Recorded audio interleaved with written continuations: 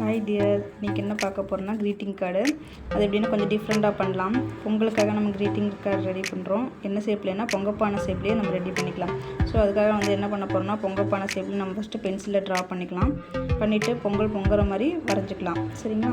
வரைஞ்சாச்சு. அந்த ஷேப்லேயே நம்ம கட் பண்ணிக்கிறோம். கட் பண்ணதுக்கப்புறம்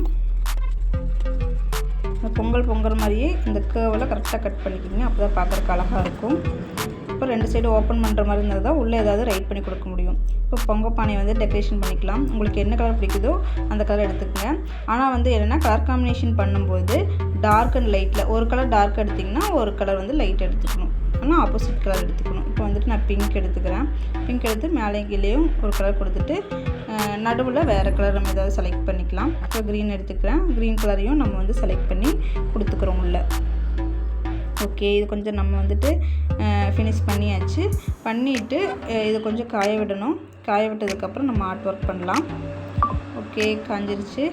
காஞ்சதுக்கப்புறம் என்ன பண்ணுறோன்னா அது காய வரைக்கும் இந்த கம் எடுத்து இந்த பஞ்செல்லாம் ஒட்டினோம்னா பொங்கல் பொங்குற மாதிரி இருக்கும். சரிங்களா? அதே மாதிரி நம்ம பொங்கல் பொங்குற மாதிரி பண்ணுறதுக்காக பஞ்செல்லாம் வச்சு நம்ம டெக்கரேஷன் பண்ணுறோம்.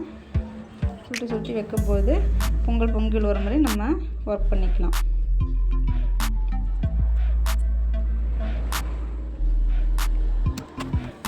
கொஞ்சம் பொங்கப்பானை மேலேயும் ஒட்டினா தான் பொங்கல் நம்பிக்கையில் விழுகிற மாதிரி தெரியும். ஸோ அதனால் எல்லா பக்கமும் போட்டு ஒட்டிடுறோம்.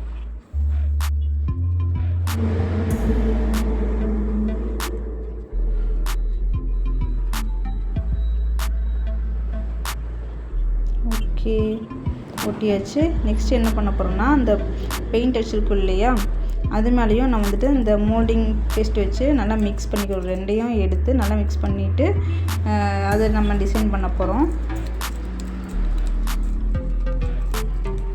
அதில் கொஞ்சம் இதில் கொஞ்சம் ரெண்டுலேயும் பாதி பாதி எடுத்துகிட்டு சேம் ஈக்குவல் அளவு எடுத்துகிட்டு நல்லா மிக்ஸ் பண்ணிக்கிறோம். நல்லா மிக்ஸ் பண்ணுறது எதுக்குன்னா அப்போ தான் சீக்கிரம் ட்ரை ஆகாது. அதுக்காக நல்லா மிக்ஸ் பண்ணிவிட்டு அதில் டிசைன் பண்ண போகிறோம். உங்களுக்கு என்ன டிசைன் வேணுனாலும் டிசைன் பண்ணிக்கலாம். உங்களுக்கு பூ வேணுனாலும் பூ வச்சுக்கலாம். இப்போ நான் சும்மா ஜஸ்ட்டு கேவ் மாதிரி டிசைன் பண்ணுறேன். அது மேலேயே கம் ஃபஸ்ட்டு போட்டுட்டு கம் போட்டதுக்கப்புறம் அந்த செஞ்சு வச்ச இல்லையா அந்த மோல்டிங் அதை நம்ம வச்சு டிசைன் பண்ண போகிறோம். அதுக்கப்புறம் அந்த ஷேப்லேயே கம் போட்டு ஒட்டிட்டோம்னா உங்களுக்கு எங்கெங்கே எப்படி எப்படி டிசைன் வேணுமோ நிறைய கேப் விடாமல் நெருக்கமாக நம்ம டிசைன் பண்ணிக்கிறோம். ஓகேங்களா? ஓகே, நம்மளுக்கு எப்படி வேணுனாலும் ஜிக்ஜாக்காக வேணுனாலும் ஜிக்ஜாக்காக கிராஸ் லைனு கேப் விடாமல் நெருக்கம் ஒட்டினா இன்னும் கொஞ்சம் அழகாக இருக்கும். ஃபஸ்ட்டு ஒட்டிடணும். ஒட்டினதுக்கப்புறம் டாட்ஸு குட்டி குட்டியாக சுருட்டி வைக்கணும்.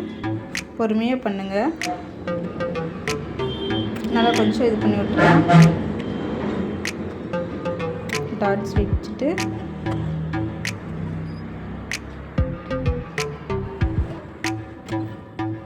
உங்களுக்கு என்ன டிசைன் ஈஸியாக இருக்கோ அது யூஸ் பண்ணிக்கோங்க. ஏன்னா நம்ம நம்மளுக்கு பிடிச்ச மாதிரி டிசைன் பண்ணிக்கலாம். ஃபுல்லாக டிசைன் பண்ணி முடிச்சுட்டு நெக்ஸ்ட் என்ன பண்ணுறோன்னா இந்த ரீஃபில் இருக்குது இல்லையா, பேனாவோட ரீஃபில் அதை எடுத்து பேக் சைடில் அதை வச்சு நம்ம டிசைன் பண்ண போகிறோம். இப்படின்னா ஒரு பிரிண்ட் விழுகும் இல்லையா, அந்த பிரிண்ட்டு தான்.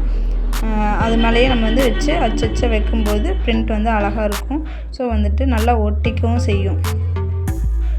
சரிங்களா? அந்த மாதிரி நல்லா எல்லா பக்கமும் அந்த மாதிரி டாட் டாட்டாக வச்சிடுறேன். ஃபஸ்ட்டு நல்லா ட்ரை ஆக விட்டுறணும். ட்ரை ஆனதுக்கப்புறம் கலர் பெயிண்ட் எடுத்துக்கலாம். உங்களுக்கு என்ன கலர் பிடிக்குதோ ஃபஸ்ட்டு டார்க்கு லைட்டு அந்த மாதிரி கலர் கொடுத்திங்கன்னா நல்லாயிருக்கும். ஃபஸ்ட்டு டார்க் கலரில் நான் கொடுத்துட்றேன்.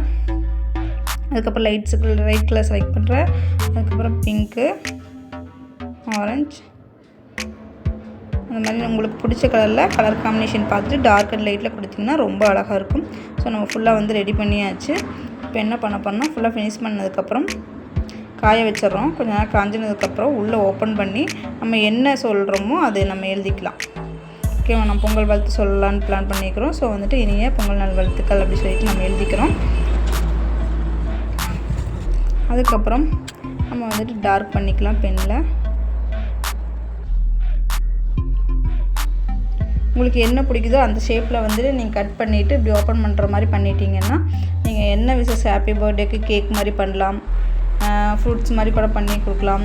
உங்களுக்கு என்ன பிடிக்குமோ சாக்லேட் மாதிரி என்ன வேணால் பண்ணி இந்த மாதிரி கட் பண்ணும்போது ரொம்ப அழகாக இருக்கும். ஓப்பன் பண்ணி நம்ம ரைட் பண்ணி கொடுத்துக்கலாம். ஓகே, நம்ம அழகான பொங்கல் க்ரீட்டிங் கார்டு ரெடி ஆயிடுச்சு. நீங்களும் ஜஸ்ட் ட்ரை பண்ணி பாருங்கள். தேங்க்யூ. எப்படி வருதுன்னு கமெண்ட் பண்ணுங்கள்.